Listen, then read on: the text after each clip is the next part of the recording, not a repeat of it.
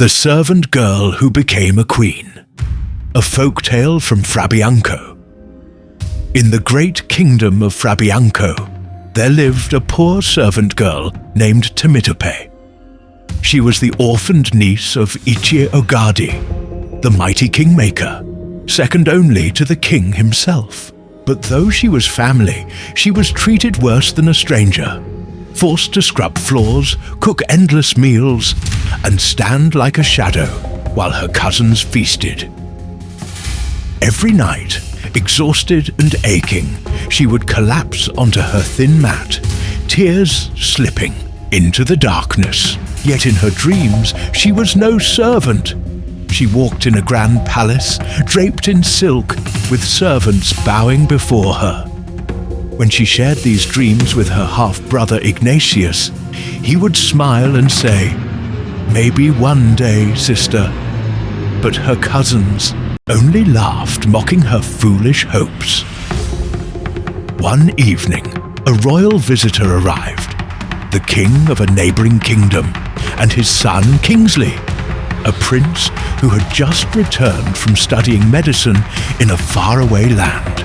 The air buzzed with excitement as Temitope's 4 cousins, beautiful, spoiled, and desperate to marry royalty, fluttered around the prince like moths to a flame. Their mother watched in horror, ashamed of their behavior, while Ichie Ogadi frowned in disapproval. Temitope, as always, worked silently in the background, preparing the feast. When the king took his first bite, his eyes lit up. "This food is extraordinary," he declared. "Who is the cook?" Ichie's wife, eager to take credit, hesitated, then admitted it was Temitope. The king's gaze swept the room. "And where is this Temitope?" The cousins sneered, pointing to the humble girl standing near the wall, her hands clasped, her eyes downcast. The prince studied her, not with pity, but with quiet admiration. The king leaned toward his son and whispered something that made the young man nod.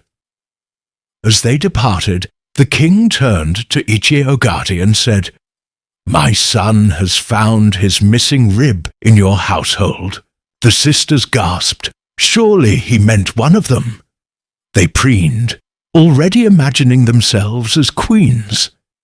But the king left without another word, leaving them in confusion.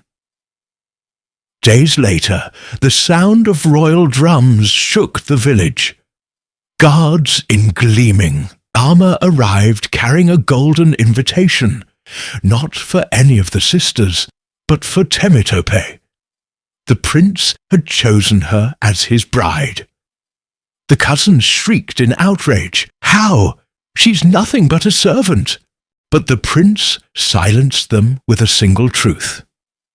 A queen is not made by fine clothes or empty flattery, but by a heart that serves with love. While you look down on her, she carried burdens without complaint. That is true nobility. And so, Temitope, once the girl who stood in shadows, walked into her destiny, not as a servant, but as a queen. Morale: the world may overlook the humble, but destiny never does.